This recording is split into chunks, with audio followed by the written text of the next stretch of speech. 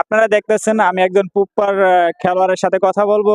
এখন তো অনেক বৃষ্টির কারণে কিন্তু খেলা বন্ধ। তা আপনি বৃষ্টির কারণে খেলা যে বন্ধ, আপনি পরে কি অনুভূতি?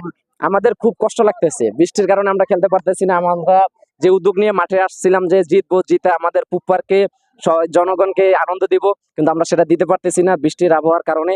দেখি মাঠের কাজ চলতেছে, কিছুক্ষণের ভিতরে খেলা স্টার্ট হতে পারে, তারপরে ইনশাআল্লাহ জয় নিয়ে আর কি ওই পুপ্পার অঞ্চলে আমাদের এলাকার সবাইকে খুশি করব।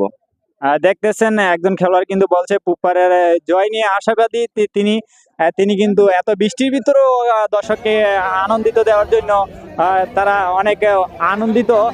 তারা কিন্তু অনেক খেলার ভিতরে অনেক আনন্দিত দেখা যাচ্ছে। জয় নিয়ে বাড়ি ফেরার জন্য খুবই আনন্দিত। সবাইকে আমাদের জন্য থাকার জন্য ধন্যবাদ।